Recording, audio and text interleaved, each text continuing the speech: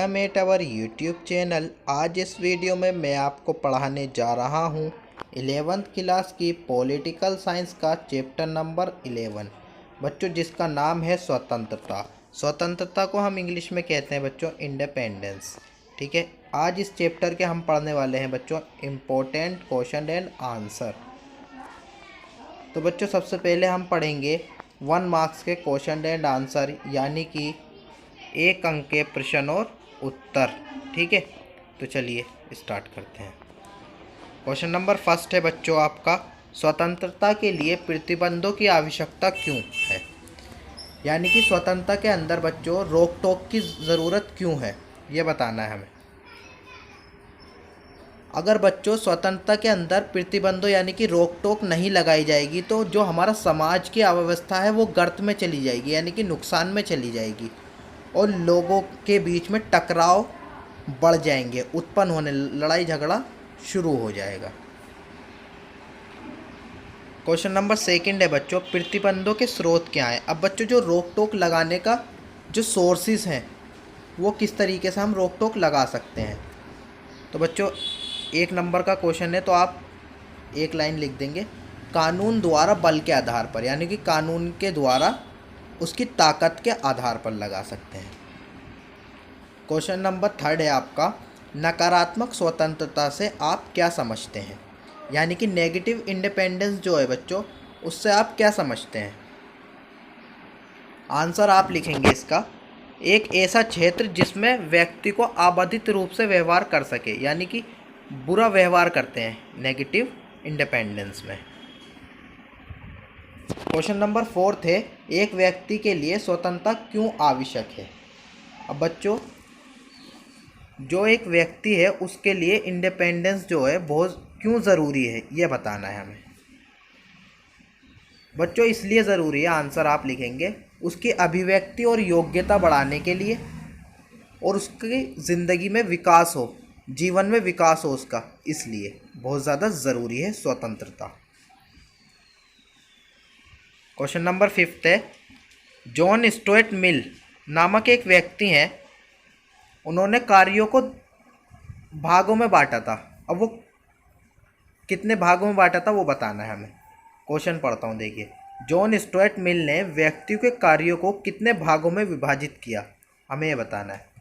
बच्चों 2 भागों में विभाजित किया, मैंने इसमें नाम भी बता दिए उसके कार्यों के, स्वशबद्ध कार्य और परसबद्ध कार्य।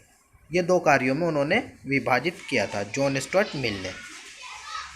क्वेश्चन नंबर 6 है आपका, नेल्सन मंडेला। नेल्सन मंडेला की आत्मकथा का शीर्षक क्या है। नेल्सन मंडेला जो थे बच्चों, उनकी आत्मकथा यानी पूरी ज़िंदगी का शीर्षक क्या था, वो करना क्या चाहते थे। तो बच्चों वो लो वॉक टू फ्रीडम, हिंदी में कहें तो स्वतंत्रता के लिए लंबी यात्रा। उन्होंने बहुत ज़्यादा लड़ाई करी थी स्वतंत्रता के लिए और अपनी पूरी जवानी जेल में गुजार दी थी, लगभग पूरी जवानी। क्वेश्चन नंबर 7 है आपका, आंग सान सू किस देश में स्वतंत्रता के लिए संघर्ष कर रही हैं। बच्चों एक लेडी हैं आंग सान सू नामक, वो किस देश में स्वतंत्रता के लिए लड़ाई कर रही हैं, मतलब संघर्ष कर रही हैं। तो आप लिखेंगे म्यांमार में। क्वेश्चन नंबर 8 है बच्चों आपका, उदारवादी के अनुसार स्वतंत्रता का अर्थ लिखिए। अब जो बच्चों उदारवादी लोग जो होते हैं उनके अनुसार स्वतंत्रता का मतलब क्या है, ये बताना है हमें। तो आप लिखेंगे, उदारवादियों के अनुसार बच्चों स्वतंत्रता का मुख्य बिंदु जो है ना बच्चों, वो व्यक्ति है और वो चाहते हैं कि व्यक्ति को हर किस्म की स्वतंत्रता मिलनी चाहिए, जैसे कि आर्थिक स्वतंत्रता, सामाजिक राजनीतिक स्वतंत्रता, पर बल तथा राज्य की कल्याणकारी भूमिका को बढ़ावा देना चाहिए। ठीक है।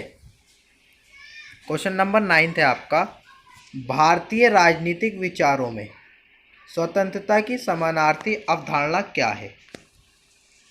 अब बच्चों भारतीय राजनीतिक विचारों की जो स्वतंत्रता की समानार्थी अवधारणा क्या है वो बताना है हमें। तो आप लिखेंगे स्वराज की अवधारणा। क्वेश्चन नंबर 10 यानी कि 10वां, बच्चों इस तरीके का क्वेश्चन भी आ जाता है 1 नंबर में कि ये कथन किसने लिखा है। अब कथन पढ़ते हैं सबसे पहले हम। तुम जो कहते हो मैं उसका समर्थन नहीं करता, परंतु मैं मरते दम तक तुम्हारे कहने के अधिकार का बचाव करूंगा। ये कथन किसका है और इसमें किस प्रकार की स्वतंत्रता की बात की गई है। अब 1 नंबर का क्वेश्चन इस तरीके से भी आ जाता है। तो चलिए इसका आंसर है, ये कथन वाल्टेकर का है और इसमें अभिव्यक्ति की स्वतंत्रता की बात की गई है, यानी कि व्यक्ति की निजी स्वतंत्रता की बात की गई है बच्चों। क्वेश्चन नंबर 11 है आपका, स्वतंत्रता संबंधी नेताजी सुभाष चंद्र जी के विचार क्या हैं। मतलब स्वतंत्रता के संबंधी में नेताजी सुभाष चंद्र क्या सोचते हैं। तो आंसर लिखेंगे आप बच्चों इसका, ऐसी सुभाष चंद्र बोस सोचते हैं बच्चों, अमीर और गरीब और स्त्री और पुरुष किसी भी वर्ग में असमानता नहीं होनी चाहिए, सबको समान अधिकार मिलना चाहिए, यानी कि समान स्वतंत्रता मिलनी चाहिए। क्वेश्चन नंबर 12 है आपका, स्वतंत्रता की एक विशेषता का वर्णन करें। अब बच्चों स्वतंत्रता की एक विशेषता का वर्णन करना है हमें, तो आप लिख दें उचित बंधनों का होना, यानी कि उचित बंधनों का होना, ज़्यादा ओवर भी नहीं होता और ज़्यादा रोक टोक भी नहीं लगाई जाती। ठीक है।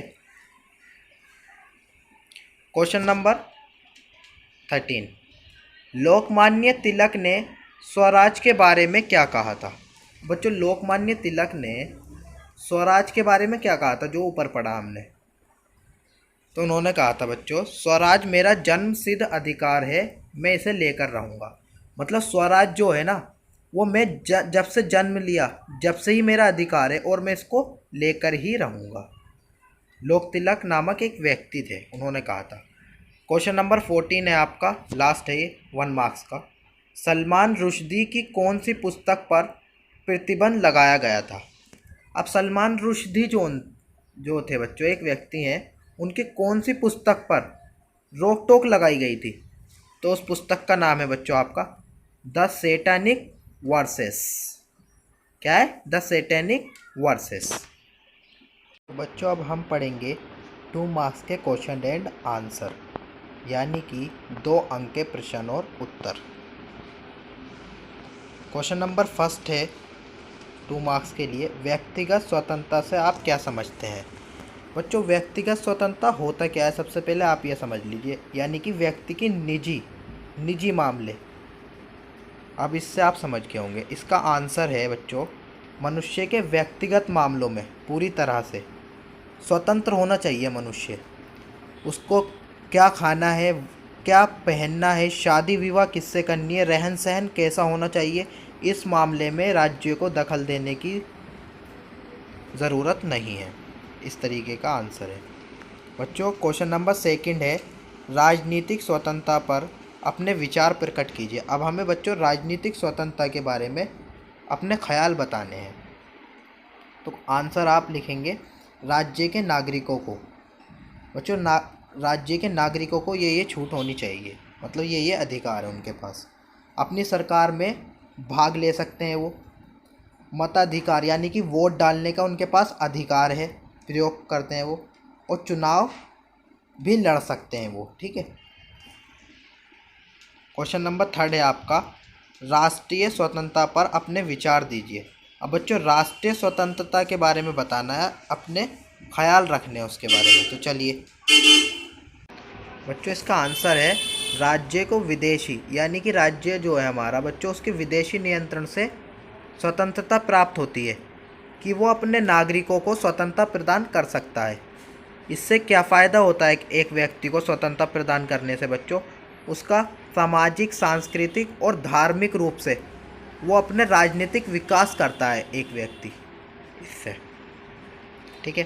क्वेश्चन नंबर 4 है आपका, नागरिक स्वतंत्रता का क्या अर्थ है। नागरिक स्वतंत्रता। अब बच्चों नागरिक की स्वतंत्रता का क्या अर्थ है ये बताना है हमें। बच्चों नागरिक की स्वतंत्रता ये होती है, ये एक व्यक्ति को नागरिक होने के वजह से राज्य उसको नागरिक की स्वतंत्रता मिलती है, राज्य की तरफ से। ऐसी स्वतंत्रता मिलने के कारण वो अपना विकास करता है बच्चों, किसी भी स्वतंत्रता को बाधित करते हुए, यानी कि कोई भी गलत काम ना करते हुए अपना विकास करता है। क्वेश्चन नंबर 5 है, आर्थिक स्वतंत्रता का अर्थ स्पष्ट कीजिए। बच्चों आर्थिक स्वतंत्रता का हमें मतलब बताना है बच्चों। तो इसका आंसर है अपनी रुचि को, यानी कि जो जिसमें उसको इंटरेस्ट है किसी भी व्यक्ति को, उसके योग्यता अनुसार व्यवसाय करने की स्वतंत्रता है, यानी कि कोई सा भी कारोबार करने की उसे स्वतंत्रता है, पूरी छूट है। तो जैसे कि फर्स्ट पॉइंट देखते हैं, देश में उद्योग धंधों को चलाने की स्वतंत्रता, यानी कोई भी धंधा वो चला सकता है अपने देश में, कुछ भी उद्योग शुरू कर सकता है, कोई भी काम। धन व उत्पादन वितरण ठीक ढंग से हो और बेरोजगारी ना होना। क्वेश्चन नंबर 6, स्वतंत्रता से आप क्या समझते हैं, यानी कि क्या अभिप्राय है आपसे, आप स्वतंत्रता को, ठीक है। तो इसका आंसर है बच्चों स्वतंत्रता का अभिप्राय व्यक्ति के बाहरी प्रतिबंधों का अभाव है। एक तरीके से आप कह सकते हैं कि उसकी योग्यताओं का विस्तार करना और उसकी संभावनाओं, यानी कि उसकी जो जीवन है उसका विकास करना, और व्यक्ति की रचनात्मक और क्षमताओं का विकास करना, यानी कि डेवलप करना उन चीज़ों को, ठीक है। क्वेश्चन नंबर 7 है आपका, फिल्म निर्माता दीपा मेहता। बच्चों एक फिल्म निर्माता हैं दीपा मेहता को काशी में विधवाओं पर फिल्म बनाने से किस आधार पर रोका गया, यह किस स्वतंत्रता का उल्लंघन था। अब बच्चों इस तरीके से एग्जाम्पल देकर आपसे क्वेश्चन पूछा जा सकता है, तो आप देखिए इसका आंसर आप इस तरीके से लिखिएगा। आंसर है बच्चों, भारत की दशा बुरा चित्रण होना, यानी कि इससे जो ना भारत की बुरा चित्रण दिखा रहे थे इस तरीके से इस फिल्म में। विदेशी पर्यटकों की आवश्यकता को पूरा करने के लिए काशी नगरी की बदनामी होगी इससे, और बच्चों इससे उनकी क्या हुआ, कौन सी स्वतंत्रता का उल्लंघन हुआ उनकी, यह अभिव्यक्ति की स्वतंत्रता का उल्लंघन हुआ। तो बच्चों आज के लिए इतना ही। Best of luck, Vande Mataram. Thank you.